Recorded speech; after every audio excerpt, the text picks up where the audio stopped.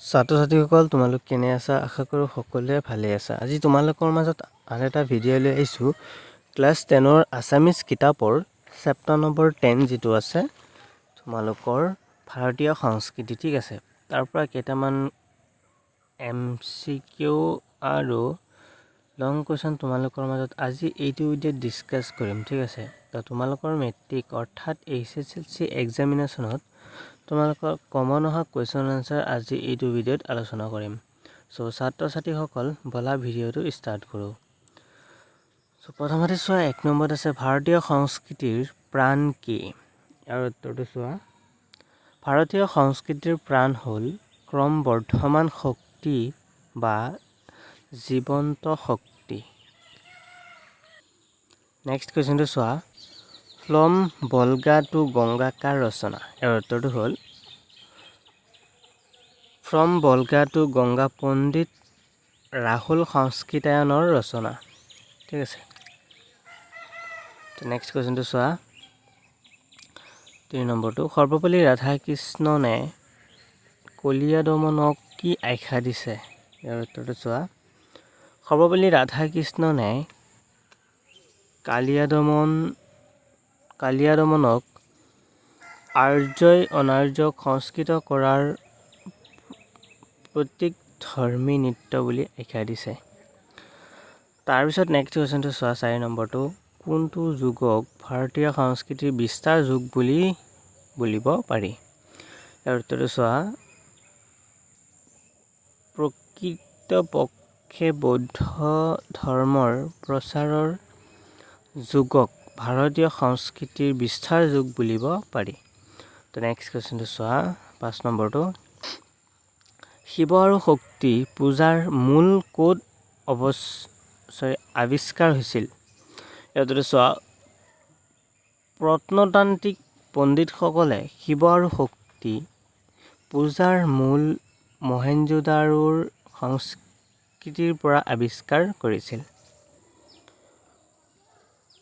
ধ্যানস্থ শিৱৰ কল্পনাও মহেঞ্জোদাৰোৰে সাংস্কৃতিক সম্পদ।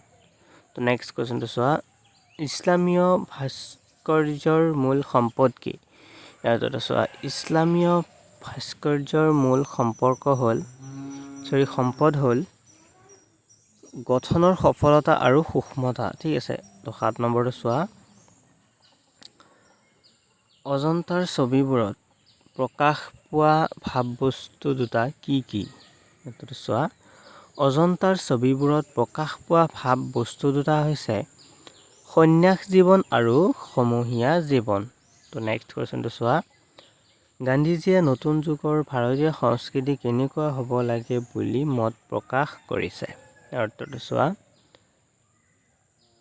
গান্ধীজীয়ে নতুন যুগৰ ভাৰতীয় সংস্কৃতি সমন্বয়ৰ বস্তু হ'ব লাগে বুলি মত প্ৰকাশ কৰিছে। তো নেক্সট কুৱেশ্যনটো চোৱা, সুকুমাৰ কলাৰ ভিতৰত কোনটো শিল্পক বেছি স্থায়ী বোলা হৈছে? ইয়াৰ উত্তৰটো চোৱা, সুকুমাৰ কলাৰ ভিতৰত চিত্ৰশিল্পক বেছি স্থায়ী বোলা হৈছে। তো নেক্সট লং কুৱেশ্যনটো চোৱা 10 নম্বৰটো, হেম বৰুৱাৰ সাহিত্য চৰ্চা সম্পৰ্কে 25টামান শব্দৰ ভিতৰত এটি পৰিচয় দিয়া। উত্তৰটো চোৱা, অসমৰ ভ্ৰমণ কাহিনীৰ লেখক আছিল হেম বৰুৱা। তেওঁ মুঠ 35খন গ্ৰন্থ ৰচনা কৰিছিল। মমতাৰ চিঠি, আইতা, জাৰৰ দিনৰ সপোন আদি তেখেতৰ বিখ্যাত কাব্য। বালিচন্দা 1956 চনত আৰু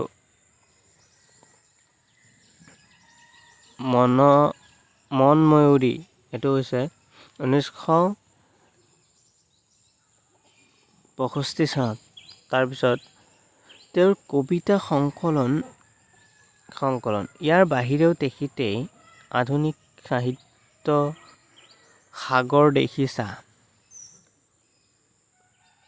খান মিহলি, ৰঙা কৰবীৰ ফুল আৰু কিউপিড আৰু চাইকি, বালিচন্দা, এই গাঁও এই গীত, মেকং নৈ দেখিলোঁ, ইজৰাইল, স্মৃতিৰ পাপৰি ইত্যাদি উল্লেখযোগ্য।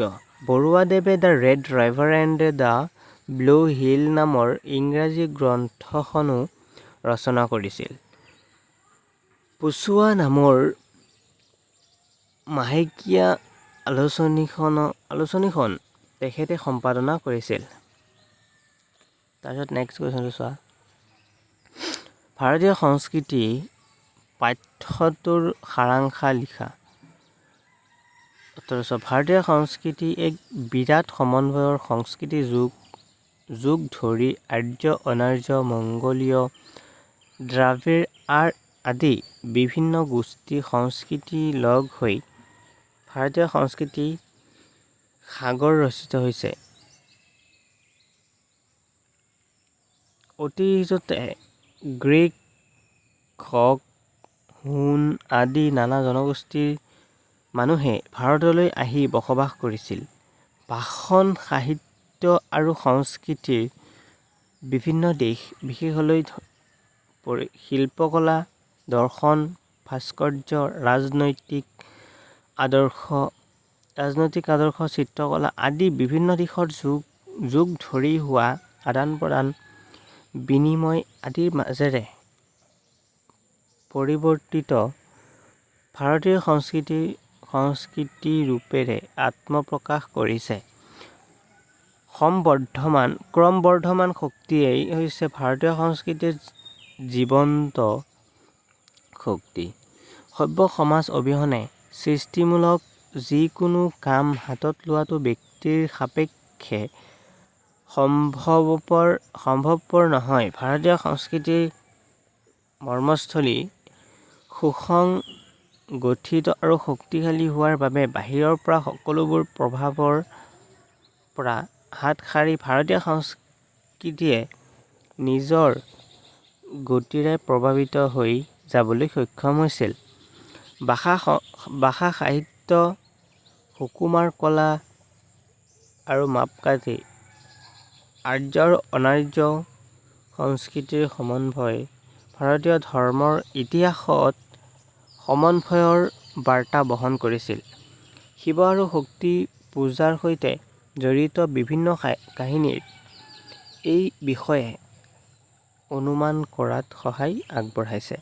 ছাত্ৰ-ছাত্ৰীসকল আজি ইমানতে সামৰণি মাৰোঁ। নেক্সট ভিডিঅ'ৰ কাৰণে মোৰ চেনেলটো ছাবস্ক্ৰাইব কৰি মোক উৎসাহিত কৰিবলৈ নাপাহৰিবা। থেংকছ ফৰ কিপ ৱাচিং মাই চেনেল।